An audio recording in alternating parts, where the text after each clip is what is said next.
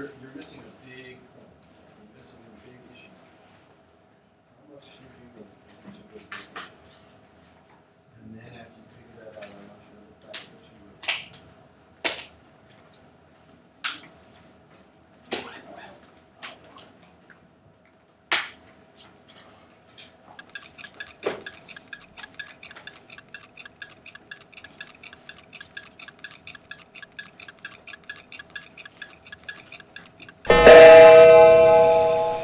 All right, colored pens up. Last time we were together, we learned the method of graphing using intercepts.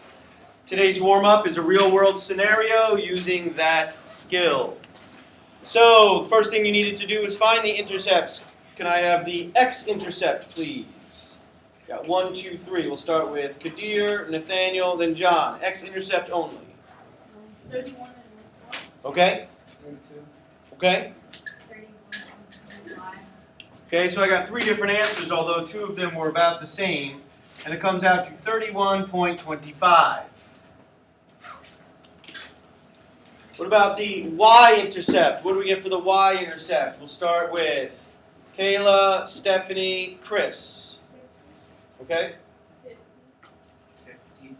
The y-intercept is 50. X-intercept 31.25. Y-intercept is 50. You plot those 2 points, draw a line through it. I provided the graph for you. All you had to do was draw the line. That is what your graph should have looked like. So now, we start learning how to interpret a graph. So I'm asking you a question today that I didn't ask you last time we were together, but is extremely important. What do the intercepts mean? So let's start with the x-intercept. That point right there. What does it mean? And there's lots of different ways of saying it, but I'm looking for some particular details. Xiomara and then Michaela. What do you got? If you add the x and the y, they equal 500.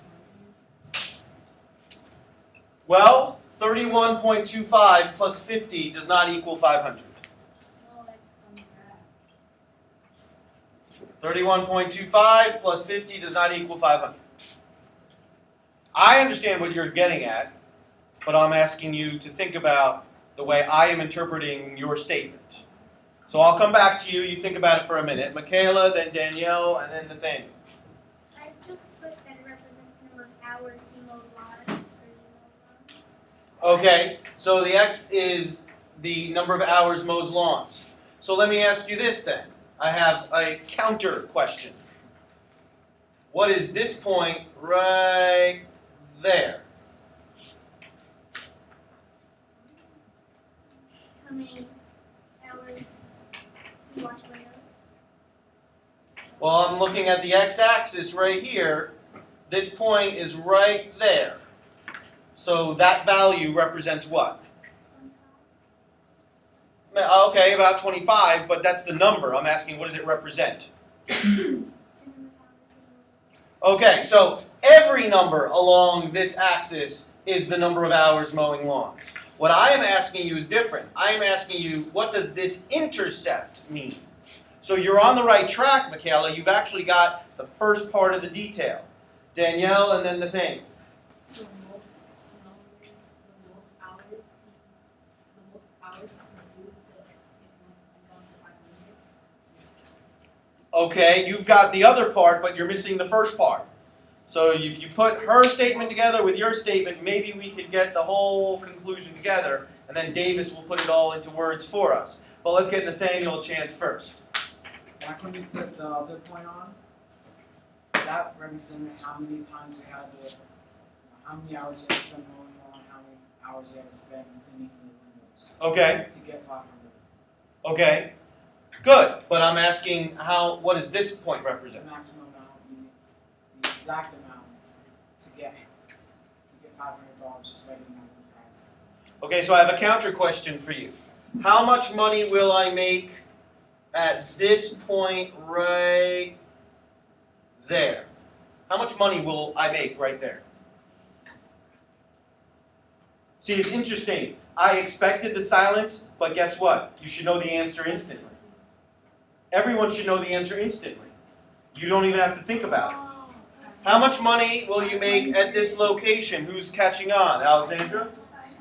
$500. How much money will you make at this point on the graph? Alexandra? Okay, so I understand why you guys are saying the things you're saying. But you guys, and I had an individual conversation with one of your classmates, you guys are missing the big picture. The big picture is that every point along this line represents $500 because of the X is the number of hours mowing lawns and the Y is the number of hours washing windows. But I still don't really have the answer to my original question, which is, what does this intercept really mean? Danielle got a lot of it, which is it's the maximum, but there's another way to say it. Okay, Davis, and then we'll come over to Sebastian. It is the only number that would equal 500 when the other variable equals 0. Very, very important observation, and that's pretty much what I was looking for, but now I want to put it into words. Sebastian? I think that. Let's see if you get 0 amount of mowing lawns to get 500, you have to have 50 hours of washing windows. And if you don't have. Hold on a second, because I want to write that down. That was really pretty well said. If I have 0 hours, excuse me, if I have 0 hours of washing windows, I must have, 0 hours of mowing lawns, I must have 50 hours of washing windows. So now look at the coordinates of that point. I just summarized what he said. How much money will I make with this scenario? Kadir? $500, but what did I not do in that scenario? You didn't work negative Okay, well, is it possible to work negative No. hours? Oh, okay. No, I'm just. Not unless you were in a Harry Potter novel, but so what did I not do in this scenario? What did I not do in this scenario, Funk? I didn't mow any lawns. This intercept represents making $500 by only washing windows and not mowing any lawns. This intercept represents making $500 by mowing lawns but not washing any windows. And that's written like this, 31.25, comma, 0. The intercepts, and I like what Danielle said about the maximum number of hours. Yes, that's the maximum number of hours you can mow lawns to make $500, but it also means that since you're working all your hours to mow lawns, then you cannot do any washing of the windows. Okay? Any questions or comments about that? So here's what I wrote, and again, certainly didn't have to write exactly this, but the x-intercept is the number of hours you mow lawns when you don't wash any windows, and the y-intercept is the number of hours you wash windows when you don't mow any lawns. So my final question, if you work 30 hours washing windows, how many hours do you have to mow lawns to make $500? Edgar? Alexandra, what were you going to say? 12 and Okay, slight disagreement. Davis? Okay, so it comes out to exactly 12 and a half hours. But since what I taught you to do was to use the graph, anything near 12.5 I will accept. If you put 13, 12, 12 and a half, I would even accept 14. I will not accept 10, and I will not accept 15. And now let me show you why. So if you work 30 hours washing windows, that's right here. Now go across to right here. So now if we connect that and go down, you have to approximate that number right there. And so you can see that it's not halfway. Halfway would be 15. It's definitely not on the 10, so you can't say 10. So I would accept anything between 11 and 14. There's another way to find the answer. Alexandra, how'd you get the exact answer of 12 and a half? Yeah, you plug in this number into the original equation and solve it, and you get exactly 12 and a half. That's the big connection that you need to make, is that this is not some mysterious picture that was created out of nothing. This picture is very meaningful. It is based on this equation. And so each coordinate pair, each ordered pair here, is a solution to this equation. Does anyone have any questions on anything so far? Any questions on anything so far?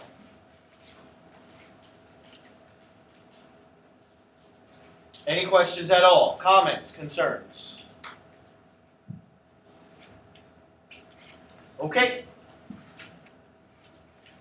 Today we will start our exploration of the concept of slope. After we get the foundation of the concept of slope, it will basically be included in everything we do from now on. You were introduced to slope last year, and we are going to build on what you learned. Before I begin formally, I'd like to say, honestly, I find slope very difficult. I actually remember when I was in your position, I think I was actually older than you. I think I took this class in 8th grade, and I didn't get it. I mean, we went over it, and it didn't click for me for a very, very long time. It's an unusual idea. My experience leads me to conclude that just a lot of young people aren't quite ready. Their brains are not quite developed to the point where slope will make a lot of sense. But here's the good news. Most of what we do, I will be breaking down for you in a sequence of steps and procedures that you can follow. So even if instinctively it's not making sense, you can still have a level of success by following the rules, following procedures and algorithms. Okay? So, slope. There's 3 major ways to say what slope is. First, we can say that slope is rise over run. And when we say rise, we're talking about the vertical distance traveled. And when we say run, we're talking about the horizontal distance traveled. So rise over run is one way to say it. The second way is the change in y over the change in x. And it's the same thing. It's not like I'm introducing something new. It's just a different perspective. So when we talk about change in y, we are still talking about a distance. When we talk about change in x, we're talking about a distance. The last way to think of it is in formula format, and the good news is you already have the formula memorized. M equals y2 minus y1 over x2 minus x1. So you already have this memorized. That was done intentionally. So we don't have to sit here and look at this formula and analyze it and go, why is it y2? Why is it y1? You don't have to worry about that because you already have the formula stuck in your brain. Now you just have to get used to using it.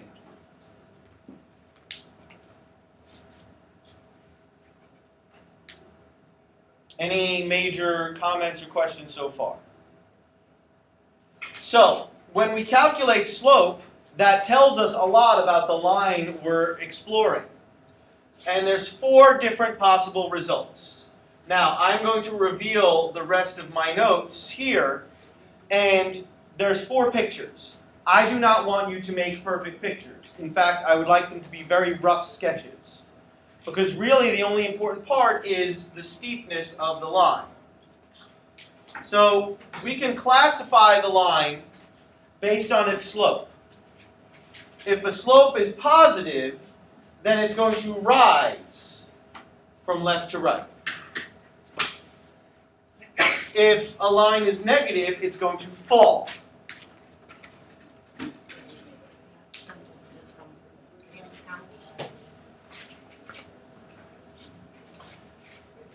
So most of us actually have a fair amount of experience with positive slope and negative slope. So really I'm looking for you to be able to connect the idea of a positive slope with a rising line.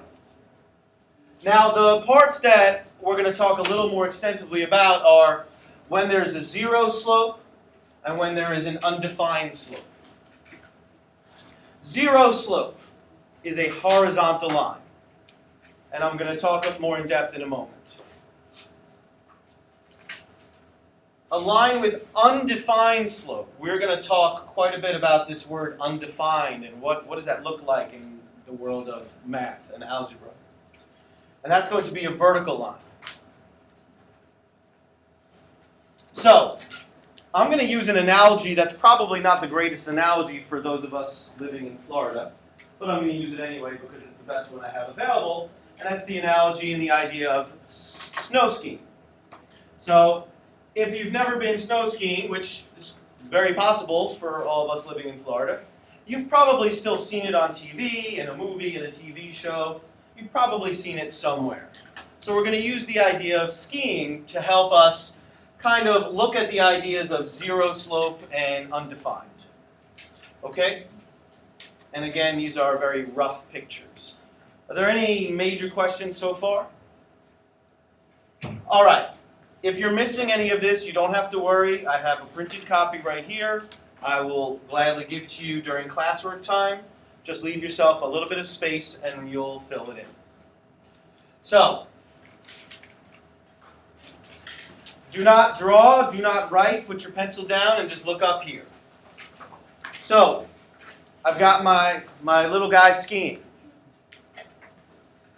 Okay?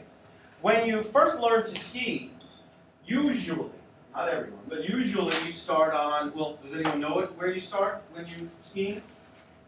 John? Top of a hill. But there's all different types of hills, and you can see I've done some lines that are supposed to represent hills. So when you start skiing, which hill do you think you start on? You can say top left, top right, bottom left, bottom right. Which do you think would make the most sense? You got 1, 2, 3, 4, 5, so you've got a bunch of people with opinions. Stephanie? Top right makes sense to you for starting? So I'm going to put you, you've never skied before, and you're going to go like this, and then I'm going to tilt you over like that, and you're going to plummet down this mountain for the first time? Okay, that's your opinion. I'd like to see that. It'll probably be fun for the rest of us to watch. But there might be a better choice for the first time skiing. Tom? Which one? Yeah, I love the way you said that, horizontal. So this actually has a name. Does anyone know what this type of mountain or hill is called? If you've never been skiing, you might not know. Okay. I understand why you're saying plane. In the world of skiing, they wouldn't say a plane, but... Oh, that's a very fancy word. Social studies, geography, plateau. John? Summit. I'm sorry? Summit. What is a summit? Summit is a flat surface? That's a good idea. It's related to this. Okay, so we're throwing out words that relate to hills. In the world of skiing, this would be called a bunny slope. A bunny slope is a very gently sloping hill. So, in my example here, it's a horizontal line, and so you can learn how to ski by the instructor just helping you learn how to push yourself along very gently. And if you fall down, you're just going to kind of fall sideways one way or the other, and it's not going to hurt. Okay? As you get more and more experienced, then you start experiencing hills like this. Okay? Any questions or comments so far about my skiing analogy? Okay, John. There was you were skiing on the one right, and then it comes to like. Well, we're going to get to that in a moment. So hold on to your thoughts. Go ahead, Davis. I did for an inexperienced skier. When you were saying like an inexperienced skier going down a slope like that, I had like a hilarious idea of them tripping over themselves, but also just like picking up snow and just like pretty much. Right, and that's the kind of thing we've seen in movies or cartoons, is the cartoon character going down the slope, tripping over themselves, and then as they roll, they start picking up snow, and they become a huge, gigantic snowball. And it's hilarious when you watch it in a cartoon, but if you're the person in the center of the snowball, not too much fun. Okay? So, here's the idea, and here's the point. If I had to put a number to this slope, what number would you use to describe the slope of that line? Daniela? 0. 0 slope. There is none. It's safe. It's gentle. So here's the point of this whole thing. This line right here. At what point would you want to ski that? What point would you want to ski that, Dalton? Expert. Yeah, actually, experts will not ski this because this is not skiing, this is committing suicide. Because this is what it looks like. This is what it looks like when you ski that. And so this no one would ever ski this. You might ski something that looked like this. You might ski something like this. You might ski anywhere in between here. But once it reaches a perfect vertical, you do not ski it anymore because you actually will not, science will not allow you to stay on the slope. You won't stay. You will fall like this. And so we don't do that. So here's the point. You can't say this has 0 slope because it clearly does not have 0 slope. And there's no such thing as, a 180 or a 90 or anything like that. So we actually call this undefined. And I want you to think about my point, is that you would never ski this. And so in the fancy world of math, we say undefined. Okay? So now I want to talk about this in math terms. And what will this look like? Well, 0 slope. 0 slope is going to look something like this. 0 over 2. 0 over negative 8. 0 over 12. Anytime we have 0 on top of a fraction, that means 0. Let's talk about fractions for a moment. What does the bottom of a fraction really mean? What does the bottom of a fraction really tell us? Matthew? Out of. Okay. So the bottom of the fraction here is 2. That means out of. Put the whole thing into words. Out of 2. Can someone say the bottom another way? He's right. It's out of 2. What does the bottom represent? Extol? It is also a division symbol. Very good. Kadir? It's the fancy name is denominator, but I'm asking in basic words, what does it really represent? Fung? The total, the whole. So it makes sense to have 0 out of 2. It makes sense to have 0 out of 12. For example, if I had 12 students in a class and none of them got an A on a test, right? 0 out of 12. That would make sense. Here's what undefined will look like. Undefined will be 18 over 0, or negative 9 over 0.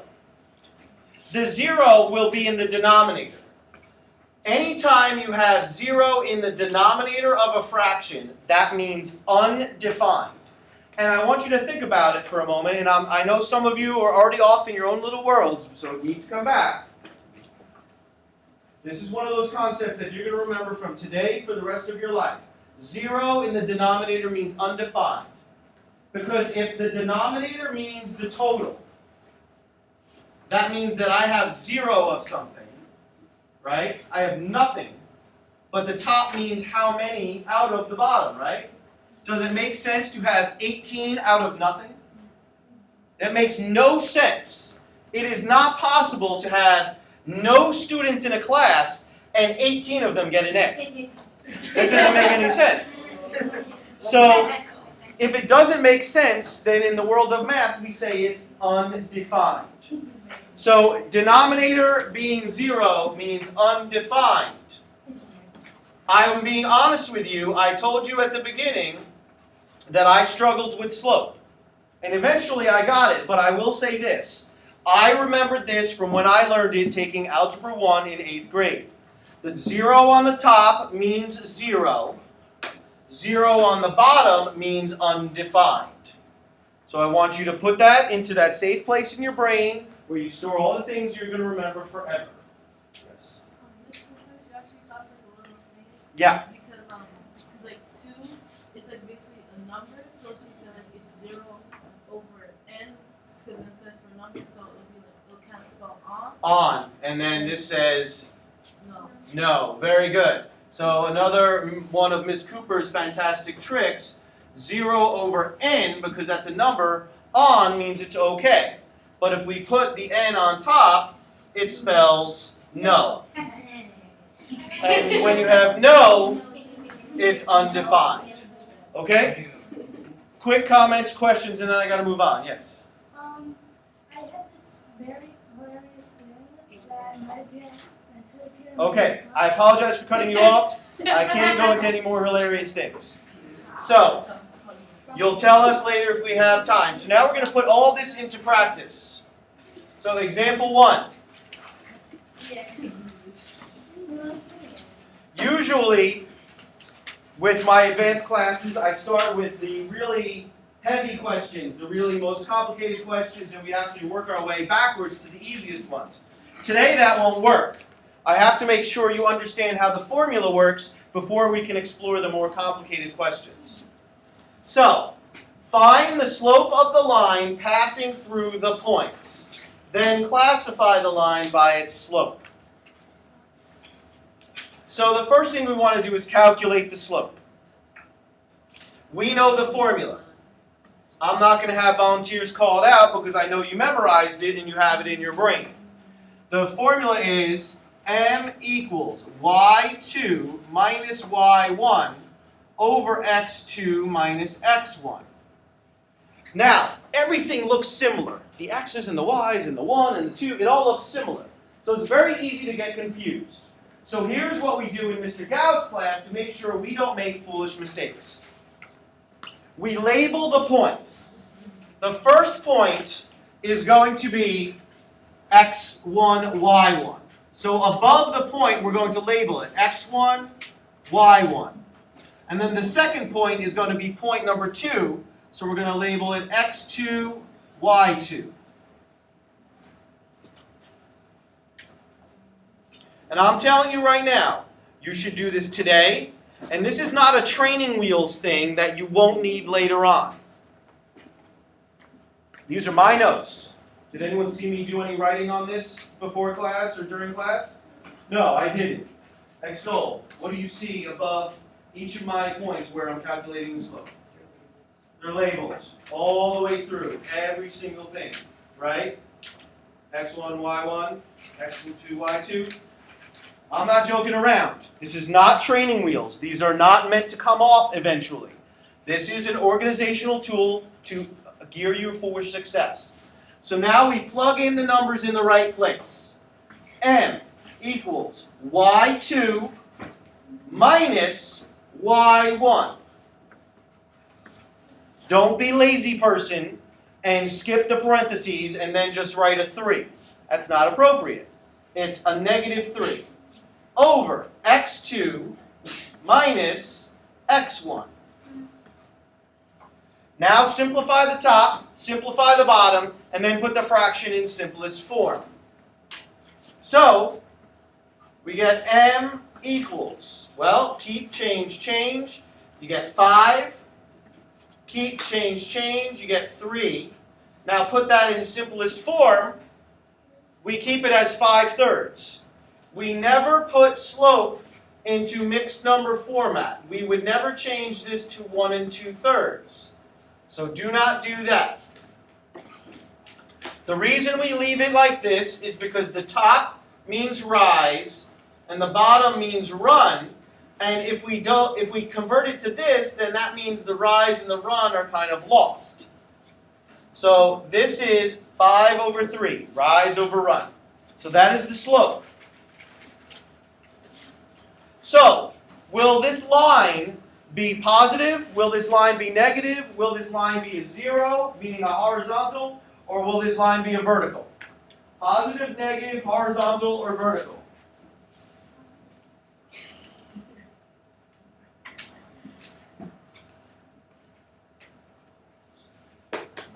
My quiet students, stay on your toes because I'm going to call on you anyway. You might as well just raise your hand. Valerie.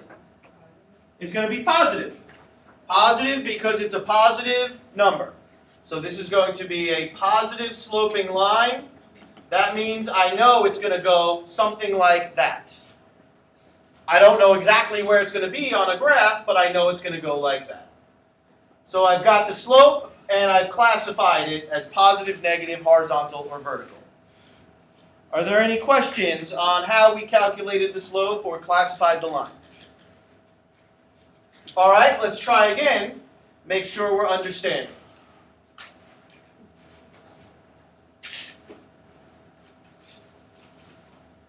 I would like to calculate the slope of the line that will pass through those 2 points. So, we're going to label x1, y1, x2, y2.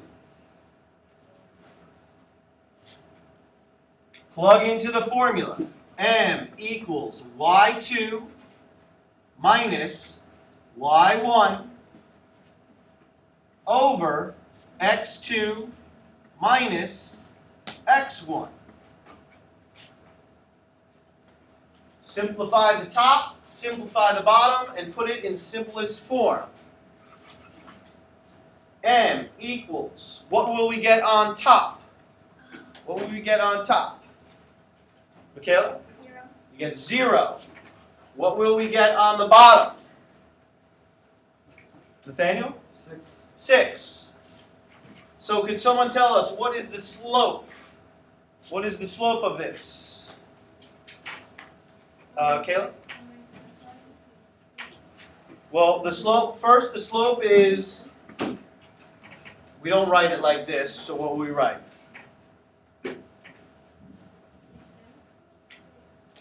Well, I know what you're trying to say, but you're getting a little confused. When the zero's on top, Daniela, it's 0. So the slope is just 0. And so now what kind of line will it be? Will it be positive, negative, horizontal, or vertical? Janae? It will be a horizontal line.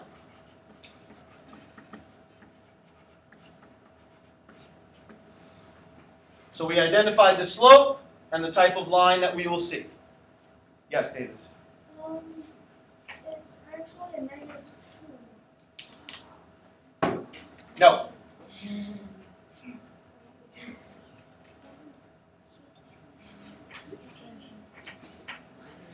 I will help you individually. Alexandra.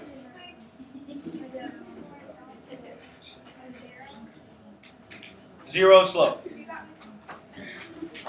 Zero slope means horizontal. Okay? So go back to my skiing picture.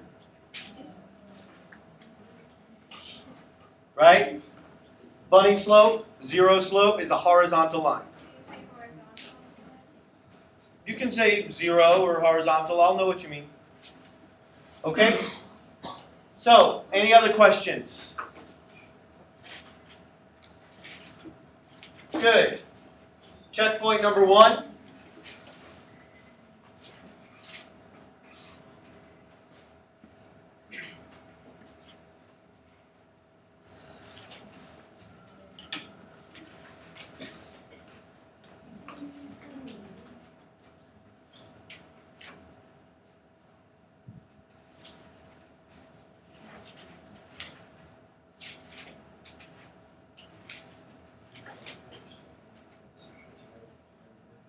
Quickly.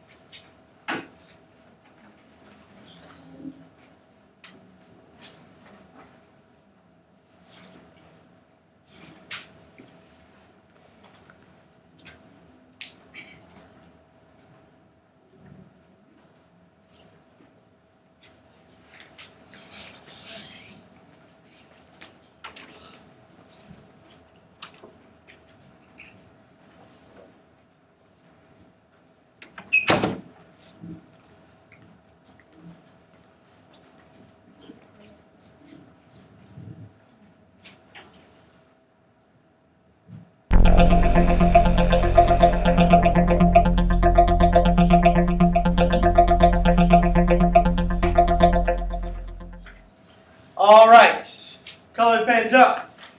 Let's see what we figured out. What is the slope of the line? We got 1, 2, 3, 4, 5, 6, 7, 8, 9 confident people. So Sebastian in the back, Stephanie, and then Sebastian in the front. Okay. M equals 6, Okay. Undefined. Okay, so we got 3 different answers. One of them is what I was looking for. The slope is undefined. And what kind of line will it be? What kind of line will it be? Extol? Yeah, what's the word for that? So it will be a vertical line. Very good. Remember, when 0 is on the bottom, it's undefined. Yes? What do you mean drew the line? Okay, well, we are going to eventually be drawing lines, but for right now, we're trying to get the wording down. So you didn't do anything horrible, but we're trying to classify with a word. All right, comments, questions on checkpoint number 1?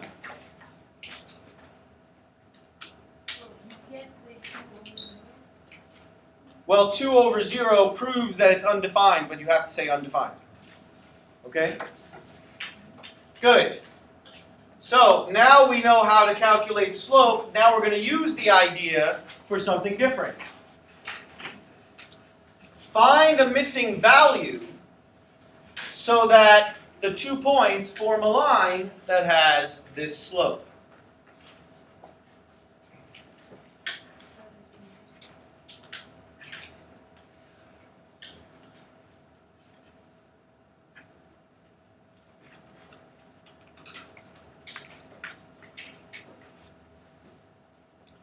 So, we have the formula m equals y2 minus y1 over x2 minus x1. I think something that happens naturally as we use formulas over and over again is we focus only on this side and we kind of ignore the m. Because we know that at the end we'll just say m equals. But now we're actually going to use that m differently than we have. We're going to do everything we've been doing. We're going to label. This is going to be x1. This is going to be y1. That's x2, and that's y2. And this is m. Now we're going to plug everything into the formula. So watch what happens. M is 1/2, so we're going to put the 1/2 like this. Equals y2 minus y1 over x2 minus x1.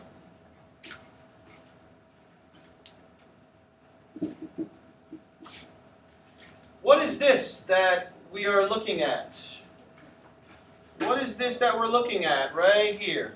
What is that called? I'm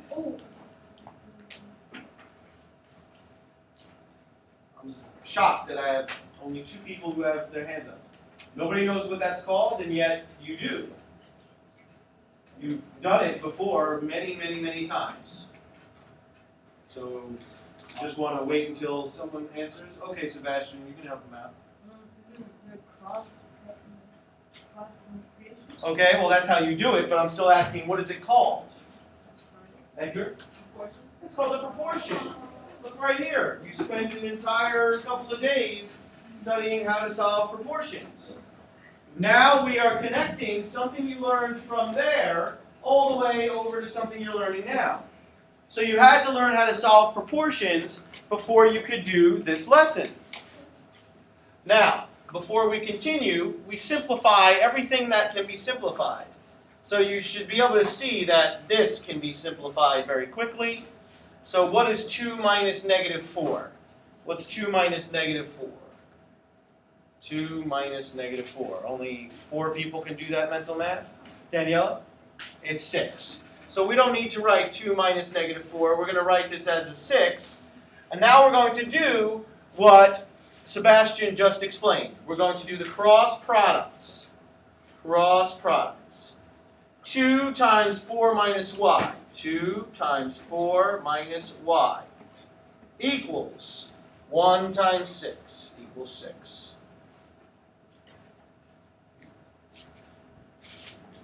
Now, we are very advanced. We could solve this equation in the steps that you were taught. You were taught to distribute, and then simplify, and then solve the equation. But this is set up in a way that we actually don't have to do that.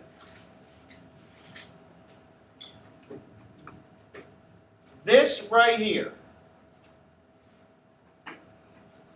is being multiplied times 2. 2 times this must equal 6. So let me take this out for a moment. I don't know if it'll let me do this. Hopefully it will. 2 times what number will give me 6?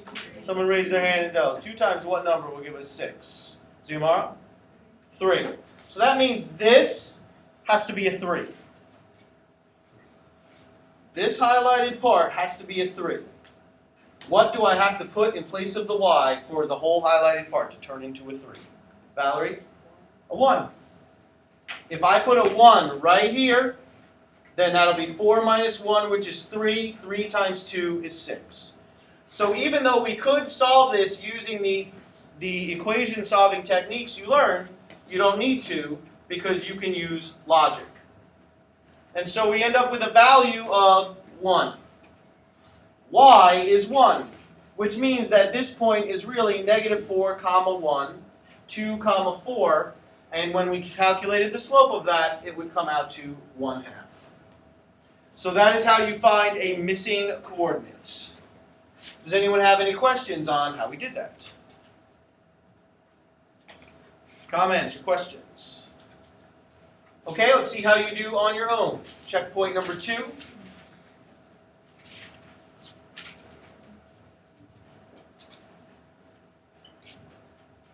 Sorry, let me put 3 minutes on the clock.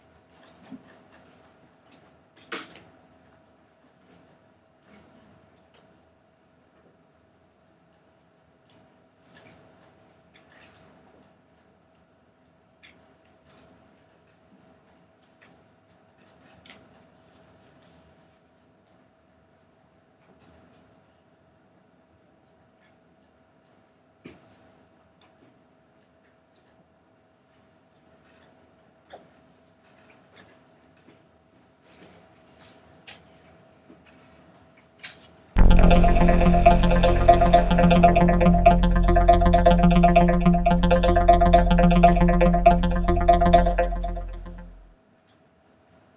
right, time is up. What do we get? What do we get? We got 1, 2, 3, 4, 5, 6 confident people. We'll start with Matthew, Dalton, Valerie, Xiomara, Alexandra. What'd you get? 1.5. Okay. 4.5. Okay, we have a disagreement. Okay, Xiomara? Okay, we have a big disagreement, although they agree. Alexandra? 1 and 1/2. Kadir? I'm sorry? 4 and 1/2. 4.5, so you agree with them. Davis? 1/4. 1/4. Negative 1/5. -1/5. Stephanie? It comes out to 1 and 1/2. And I already know what the issue is, so if everyone will direct their attention to my board over here, is that we don't know how to deal with a negative fraction. A negative fraction means that the top is negative or the bottom is negative, not both. So you will often see the publisher will write things like this, -5/6. And the publisher puts the negative sign right in line with the fraction bar. That's how negative fractions are written. That means that either the top is negative or the bottom is negative. It doesn't mean both. Because when both are negative, that's positive. A negative divided by a negative means positive. Negative divided by another negative means positive. So it doesn't mean both. It means one or the other. So you should have taken, my practice is, when I see a negative fraction, I always put the negative sign up top. I just automatically move the negative sign up top. So that's the big issue. Anyone who got 4.5, that's because you didn't deal with the negative sign correctly.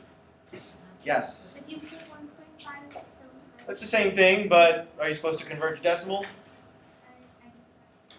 Okay. So 1.5, 1.5 is the same thing. Are there other comments or questions on how to do this?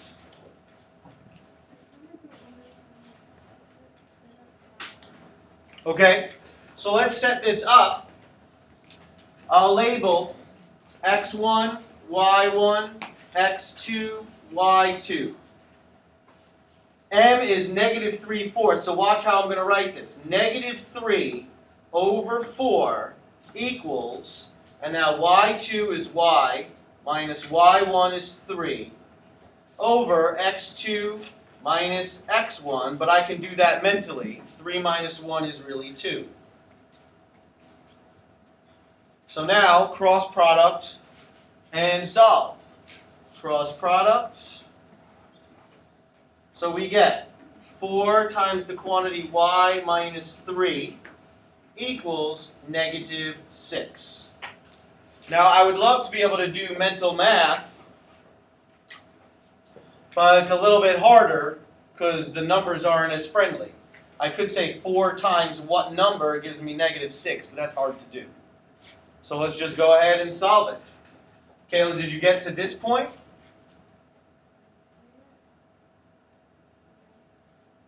You had this exact equation?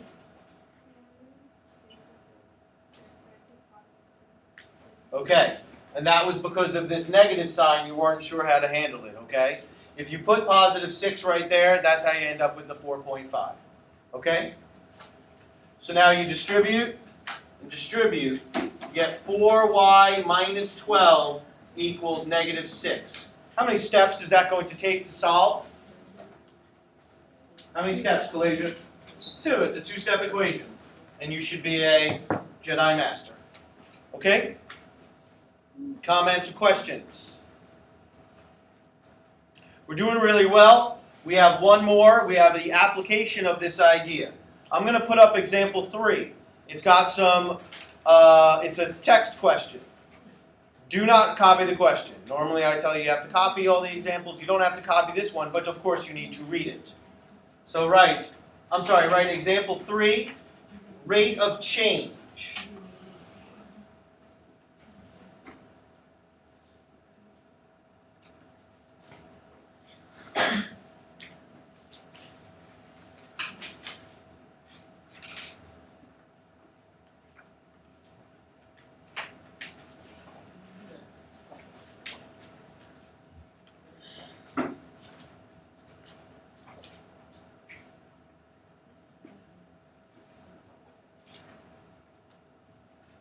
So first of all, rate of change. Rate of change is the same thing as slope.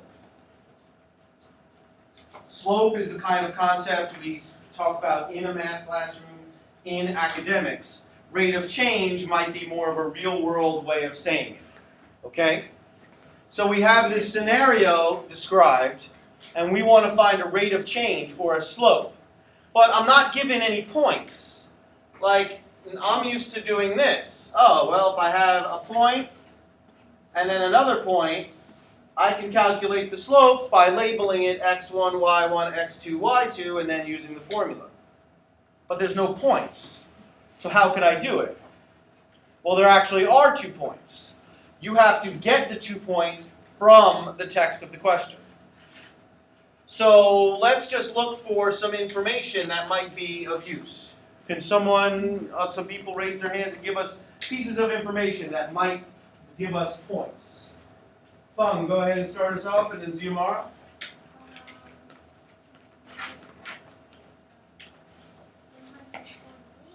Good, 104 million. That's going to be an important piece of information. What's another one, Ziamara?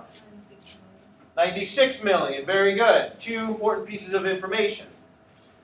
But each coordinate has 2 numbers, an x-coordinate, a y-coordinate, an x-coordinate, and a y-coordinate.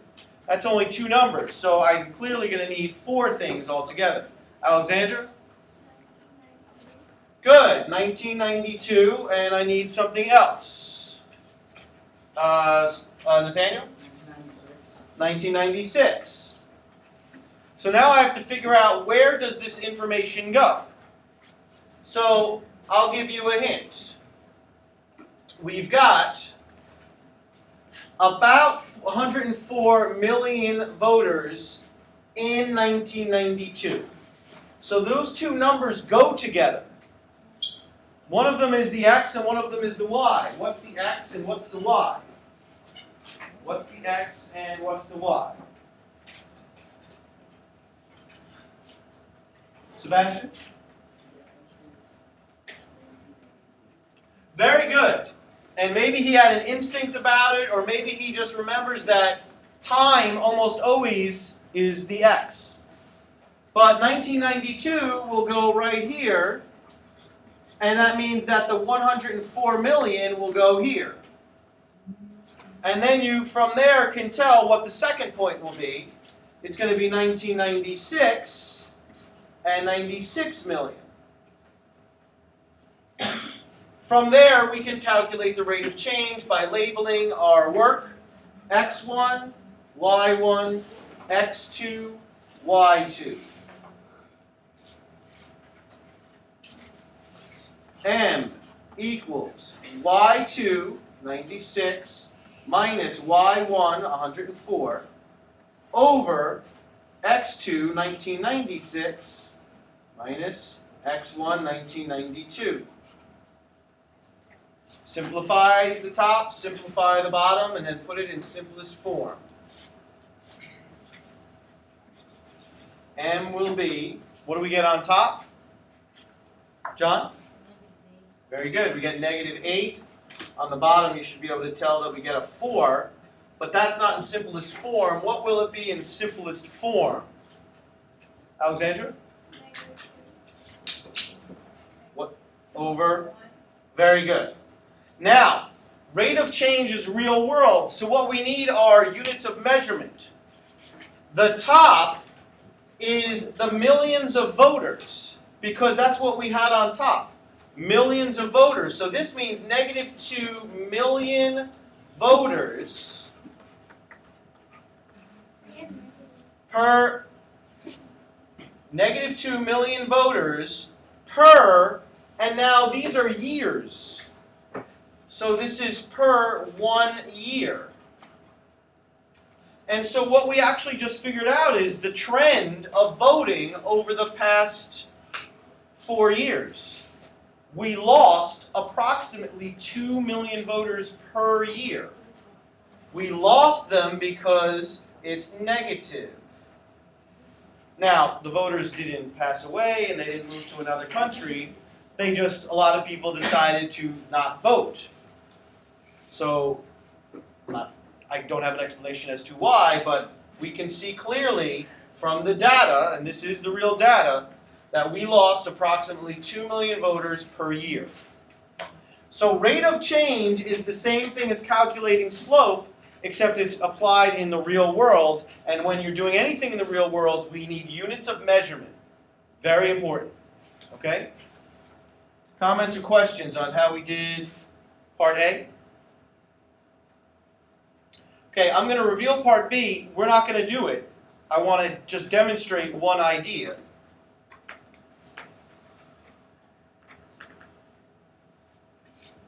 Of course, read it. I'm sorry.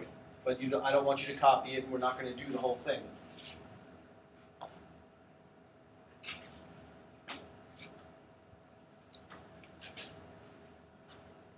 So you're going to be doing the science tip in the next quarter.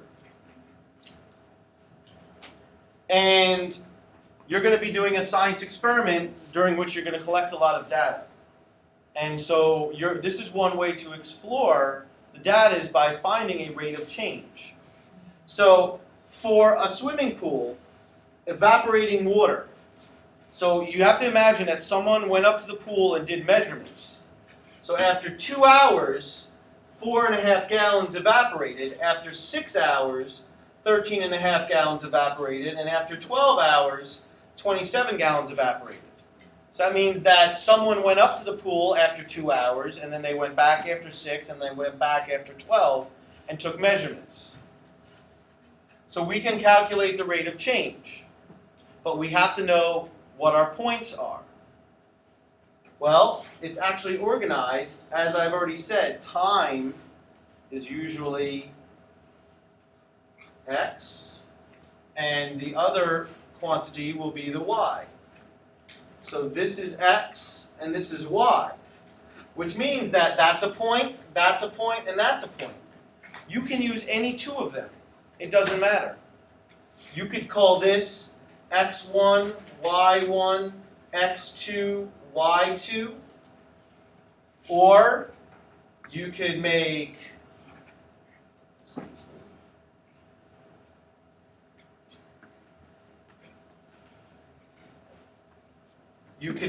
this x1, y1, and you could make this x2, y2.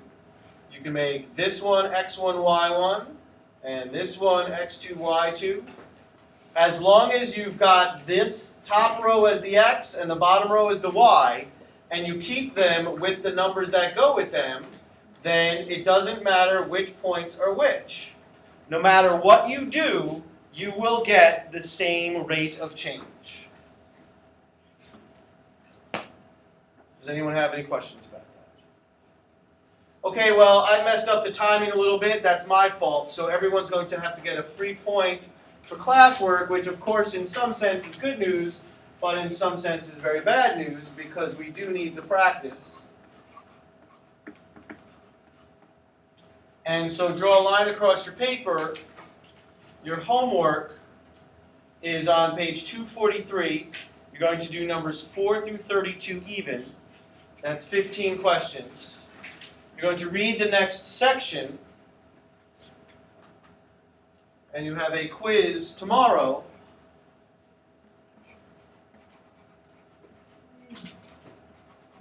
on 4.1, so 4.3.